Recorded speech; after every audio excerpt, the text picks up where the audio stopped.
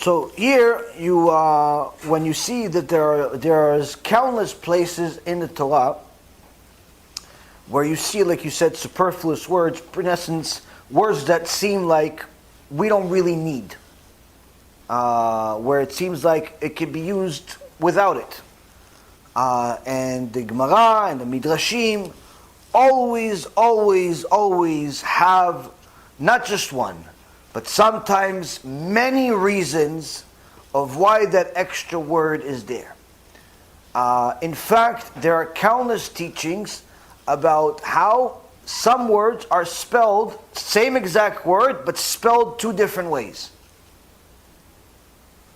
And there's countless teachings there. Sometimes there's even lessons to be learned from where a word is within a sentence. So the Torah is literally endless with the amount of teachings, and one of the ways that you could see it is, it says, kabed et avicha ve'et imecha. Honor your father and your mother. So the Chachamim say, anytime you see it, and, which means and, that's to teach you an additional lesson, aside from what the basic meaning is. So the Chachamim say, okay, so what about this verse? Kabed et avicha ve'et imecha, honor your father and your mother. How come it doesn't say honor your parents? Or honor your father and mother? Like, or there's just another way to do it. Kabed et avicha ve'imecha. So there's just a few ways to do it, to shorten it. Why the extra word? So Gemara says that's to teach you. Honor your father and your mother, but the end is in essence representing your older brother. You have to respect your parents, but also your older brother. Honor him also.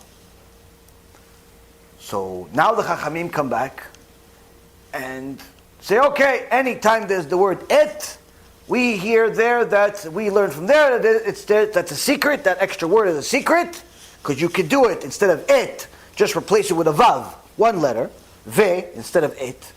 So that's to teach another halacha, another thing there. But then, one of the Chachamim that taught this, one of the Talmidim that he has, very smart, he says, okay, Rabbi, it says, fear Hashem. And you must fear Hashem. Ve'et Hashem. Who else other than Hashem? So the rabbi didn't know.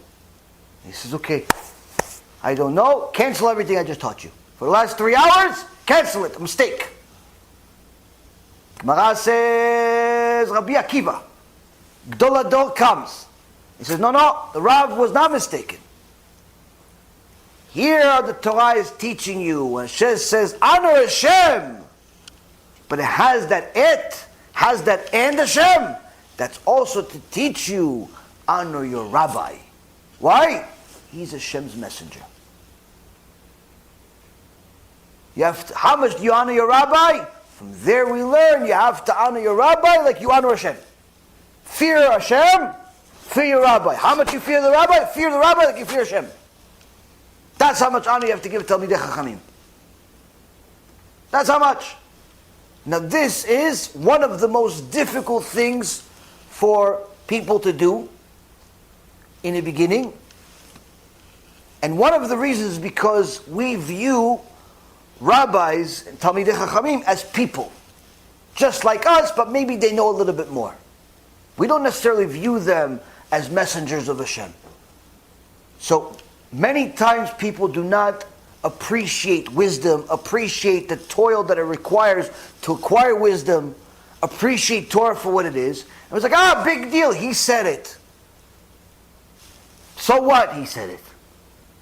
What, he's the king of the world, he's just a rabbi. What do you mean? He's a big rabbi, he's a Talmid Chacham, he's quoting Gemara, he's quoting Poskim. I can quote it too. But you're not. He is Talmid Chacham. Has supporters, has this, has that. You're not respecting it? Only if it agrees with my reality. And that's why, Rabotai Yekarim, many people never acquire wisdom themselves. And one of the reasons is because the Gemara in Masechet Brachot says, Hashem gives wisdom to those that have wisdom. He does not give wisdom to fools. Why? Because fools are fools for a reason. They're fools because they don't appreciate wisdom. So even if Hashem gave them wisdom, they wouldn't know what to do with it. They don't appreciate it. But whereas the wise appreciates wisdom, and that's why he acquired it, and therefore Hashem will even give him more. So many times you see somebody not succeeding in learning Torah, not succeeding in becoming a Talmid Chacham, not because he's not reading, but because he doesn't appreciate Talmid Chachamim. He doesn't appreciate Da'at Torah. He doesn't appreciate who the Rishonim, the Achronim, who Chazal is, who the Gdolei Ador is. What's Da'at Torah? He doesn't appreciate it. Hashem says, you're a fool. Yeah, but I read a lot of books. So what? So what? Chokhmah is given by Hashem. So we learn from Rabbi Akiva, how much should we honor and fear our Talmidei Chachamim? As much as we honor and fear Hashem. Why? It has that word, it. That superfluous word. And countless other places, there are countless ways and lessons to learn. So much so that Rabbi Akiva himself, when Moshe Rabbeinu saw in prophecy the life of Rabbi Akiva, he saw him teaching in a classroom, halachot from the keter, from the crowns on top of the Hebrew letters. Anyone that ever saw the way that the Hebrew letters are drawn sometimes, it's not just like the computer, but rather sometimes they have crowns on them. And it's beautiful, but it's not for beauty. It's not those crowns on top of letters, they're not for beauty. It is beautiful, but it's not, don't ever think for a second that they're drawn there for beauty. It's a mistake. There are lessons, halachot, major secrets to learn from those crowns. And Rabbi Akiva was teaching them. It was such a high level of Torah that Moshe Rabbeinu says, I don't understand what he's talking about. Why don't you give him the Torah? Why are you giving it to me? Moshe Rabbeinu became self-conscious. Hashem says, wait a second, let him finish the shiur. And at the end of the shiur, Rabbi Akiva says, and all of what I taught you, we learned from our Rabbi Moshe Rabbeinu. Meaning what? All we did is expand on the teaching of Moshe Rabbeinu. That's it. We continued toiling in the Torah, and more layers of the onion were taken off, more of the core was uncovered, more beauty was covered, more light was covered, and that's what we have right now. Shtabach Shimo. But not because we're new and we're smarter. No. We piggybacked off of Moshe Rabbeinu. Without him, we're nothing. Meaning that, Rabotai Yekarim, even the crowns on top of the letters, the Hebrew letters have halachot and extraordinary secrets. In fact, one time someone asked, why does the Torah spend any time writing the names of all of these people that lived 3,000 years ago, 4,000 years ago, especially if some of these people have no descendants left in the world, like Cain. Cain, there's no descendants in the world from Cain. So what's the point of knowing Cain gave birth to this, married that? Who cares? It's not like you could say, oh yeah, I'm a descendant of Cain. No. Nothing. So what do I need to know his family for? Rabbi Shimon Bar Yochai says, in those names, the sections where all of us think is a waste of time, why do we even have to read names for 2 pages? The tribe of Reuven gave birth to this, gave birth to that. What do I care about these people and remember them for some test? What Hashem is testing me like I'm in high school? What do I need to know these names for? Okay, Moshe Rabbeinu, I understand. Aaron HaKohen, I understand. The key people, I understand. But what are all these people for? Rabbi Shimon Bar Yochai says, the secrets that he uncovered for the Zohar, for Kabbalah, for all of the mystical stuff, and many other things, he found exactly in those places. Those very same places, other people thought it was a waste of time. And that is why, Rabotai, there is no verse in the Torah that is more important than another. Every verse is the same exact value. Whether it's Bereshit bara Elokim et hashamayim v'et haaretz, or Tocheach tocheach et amitecha, or whatever other verse you can pick. This is the tribe of Reuven. Whatever you want to pick. Every one of those verses has exactly the same value. And that's why the Rambam writes that those keilot that stand up when it gets to Parashat Yitro, then it talks about the 10 Commandments. There are keilot where they have the custom of standing up when they're reading the 10 Commandments. He said they're mistaken. It's forbidden. Why? Because you're giving those verses more value than any other verse in the Torah, and that's not allowed. Every verse in the Torah is exactly the same value. Infinite amount of lessons. Infinite amount of lessons from the verse. Infinite amount of lessons from the superfluous words, like Sutton was mentioning. Infinite amount of lessons from the crowns. Infinite amount of letters from how the words are spelled, sometimes in multiple ways. And sometimes even how the sentence itself begins and ends and what letter connects the last parasha to this parasha. There's literally infinite amount of lessons to learn from the Torah where you could learn it day and night, 24 hours a day for 1.5 million years and still not even know 1% of the Torah. 1% of the Torah, even if you had IQ of 1,000.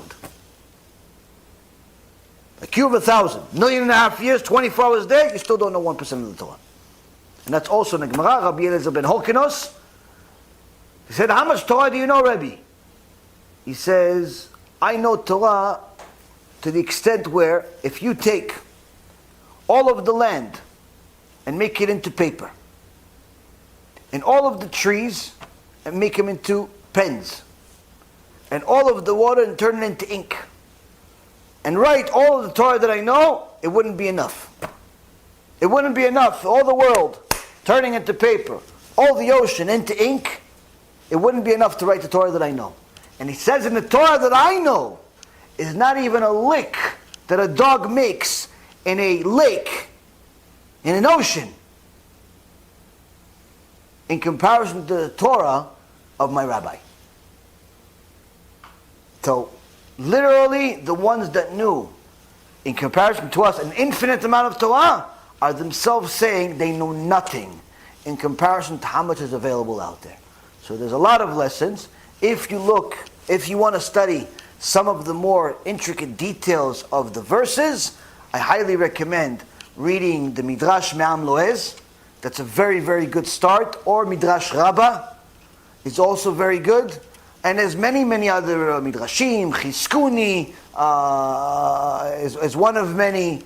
And each one of these Midrashim will give you layers upon layers upon layers upon layers of every single verse in the Torah.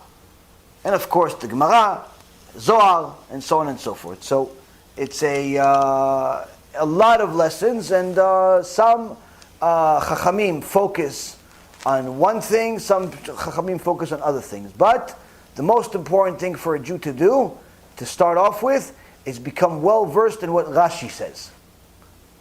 Until you become well versed in what the basic commentary is by Rashi, don't delve into other things. Because that's the basic, well accepted among all of Am Yisrael. Ashkenazi, Sfaradi, whatever it is, doesn't make a difference. Rashi is the standard. He is the standard. Without Rashi, we don't know anything. So first you become well versed in what Rashi says, and then you start delving into others and so on. Next question.